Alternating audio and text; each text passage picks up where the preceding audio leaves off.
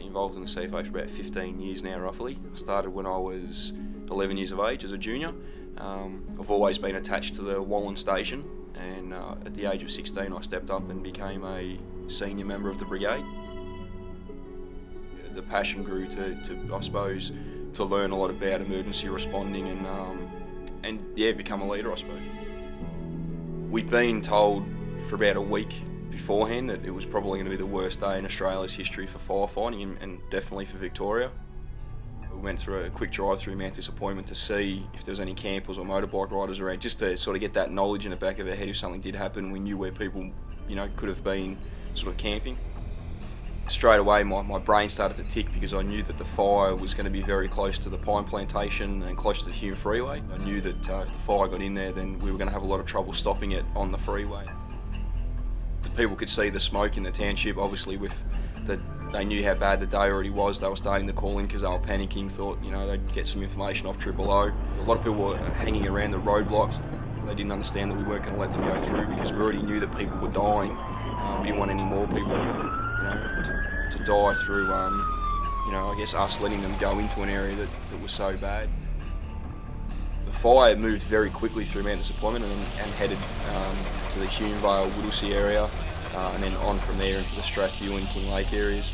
We also had farms that we were properties that we were trying to get to that we didn't know how to get to them, but we could see the houses in amongst the trees, but we weren't aware of where the driveways were or how many people were there. We had a lot of plantations up there which were exploding around us.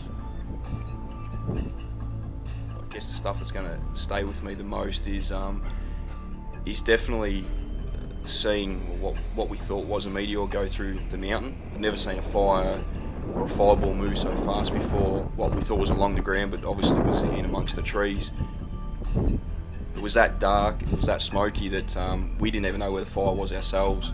Lit the whole mountain up and then just kept moving on at a speed that I didn't think fire could ever travel.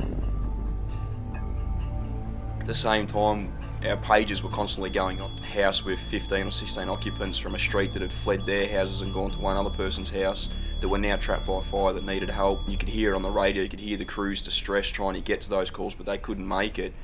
I guess it's something I think about on a day-to-day basis.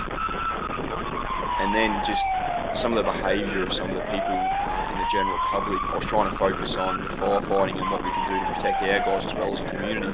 But then I'm getting radio calls saying, there's people at this roadblock now that are throwing bottles at our crews or physically assaulting our crews. It makes it very hard because you have to go back and try and calm them down in the hope that you don't get hit yourself. Since the 7th occurred, I've noticed, especially in our own town for the first couple of months, the township itself was it was like a huge community, like one big family. We were driving around the mountain a few weeks ago. A lot of the houses up in Mount Disappointment area from Upper Plenty and around Heathcote Junction and the Hume Vale area, they've all got Australian flags put on their letterboxes, which I'd never seen there before. It still, it still hurts for them a lot, and I think it will. They're never going to get over it, they're never going to forget it, but they want to stay there, they want to rebuild there again because that's what they know, that's where their family and friends are, that's where all their memories are. And it just shows you how they're all getting back together and they're all going to push forward because that's the Australian spirit to move on. Hopefully we'll never have to go through it again.